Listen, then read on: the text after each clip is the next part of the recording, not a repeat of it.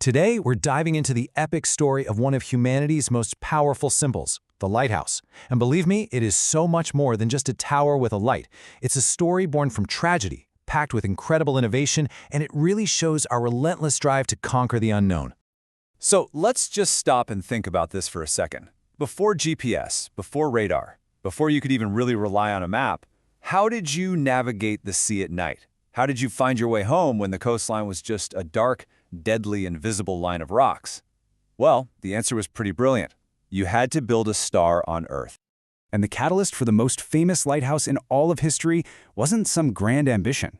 It was heartbreak. Around 280 BC, a ship carrying Egyptian royalty, including a bride on her way to her wedding, was just smashed to pieces on the rocks outside the harbor of Alexandria. That one terrible event was enough to convince the ruler, Ptolemy II, that something had to change. A light had to be built, so this would never, ever happen again. Now, while that tragedy was the spark that lit the fuse, the basic idea of using light to guide ships wasn't totally new. But the sheer scale of the problem at a massive port like Alexandria, well, it demanded a revolution in thinking, a huge leap from simple, old-school practices to something the world had never, ever seen before. You know, the earliest versions were pretty much exactly what you'd imagine. Huge bonfires lit on cliffs. We even see them mentioned in ancient Greek epics like the Iliad. And look, they were a simple, decent solution for local sailors, but they were smoky, they were unreliable, and you couldn't see them from very far away. They were like a candle in the dark, when what sailors desperately needed was a searchlight. And that brings us to the very first true searchlight in history. Built as a direct response to that royal tragedy, the Lighthouse of Alexandria wasn't just another building. No, this was one of the 7 wonders of the ancient world. And just to give you a sense of the scale we're talking about here, the Lighthouse of Alexandria stood around 135 meters tall. For centuries, it was one of the tallest things built by human hands on the entire planet, second only to the Great Pyramid of Giza. This thing was an absolute monster, and it was meant to be seen from miles and miles away. And of course, it came with an equally monstrous price tag. We're talking 800 talents, an astronomical sum of money back then, a huge chunk of the royal treasury. So this wasn't just a public safety project.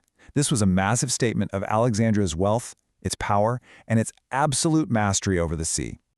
The design itself was a complete masterclass in functional engineering. You can see it was built in 3 distinct parts. That massive square base wasn't just for stability.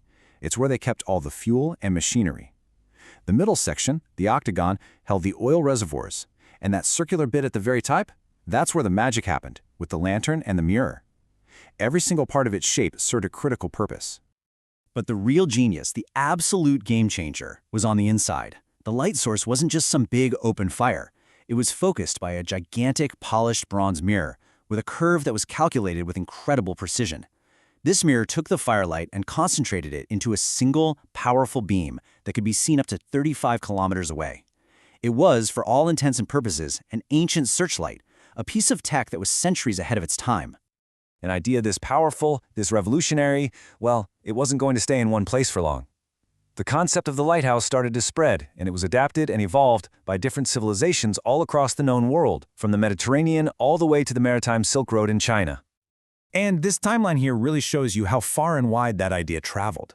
The Romans, who were, masters of engineering, they immediately saw the value and built their own for major ports like Ostia.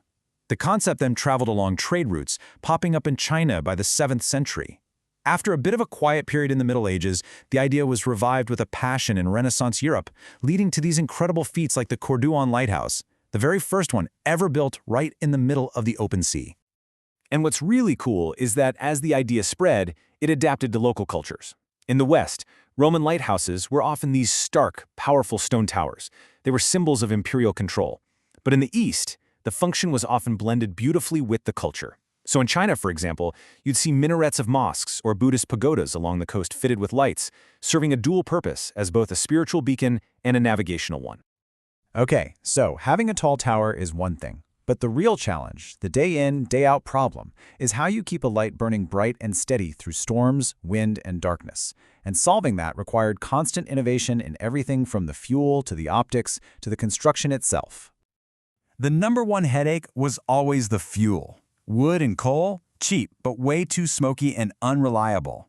Animal fat burned for a long time, but it smelled awful. The best option, by far, was olive oil. It burned bright and clean. The problem? It was absurdly expensive. Get this, the fuel bill for the Lighthouse of Alexandria alone took up about 1/12 of the entire annual income of the Ptolemaic kingdom, just for the fuel. But innovation wasn't always about these grand, expensive projects. Sometimes it was about small, incredibly clever hacks. For instance, ancient engineers figured out that adding simple table salt to the lamp oil did 3 amazing things. 1, it absorbed any water, which made the flame burn cleaner. 2, it turned the flame a bright yellow color, which is much easier to see from far away at sea. And 3, it helped prevent the oil from overheating. A simple but absolutely brilliant solution. And we know just how sophisticated these systems were from historical accounts. This quote from an Arab traveler points out something fascinating. The Alexandria lighthouse wasn't just for nighttime. During the day, they would use that massive mirror to flash sunlight out to sea, acting as a daytime beacon as well. As we move forward into the medieval period, the whole system just gets more and more robust. Builders switched to super durable granite. Dedicated groups, often religious orders like monks, became the professional lighthouse keepers. They even added sound signals, like huge bronze bells, for when fog made the light totally useless.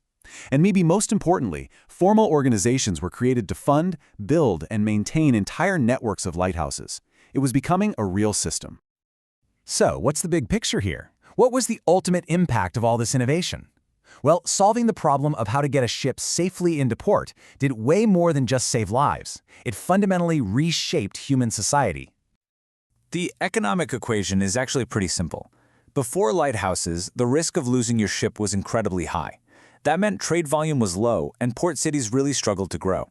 But by dramatically lowering that risk, lighthouses essentially unlocked the economic potential of the oceans. They made maritime trade reliable, predictable, and scalable for the first time in history. And the effects of that just rippled through society. Safer shipping led to the explosive growth of port cities. It created entirely new jobs like lighthouse keepers. It even drove financial innovation. We see dedicated taxes to fund the lights, and even the very beginnings of the maritime insurance industry. Lighthouses became the critical infrastructure that connected cultures and economies across the globe. But beyond all the practical stuff, the lighthouse took on this profound symbolic meaning. I mean, just imagine you're a sailor being thrown around on a dark and stormy sea. That tiny, distant point of light, that wasn't just a navigational aid. That was hope. It was a promise of safety, a sign of home, and a powerful symbol of our ability to create order in a chaotic world. So, in the end, the legacy of the lighthouse is just immense. These incredible structures didn't just solve a navigation problem. By making the sea safer, they literally lit the path forward for global trade, for the exchange of ideas, and for the endless march of technological progress. Which really just leaves us with one final thought.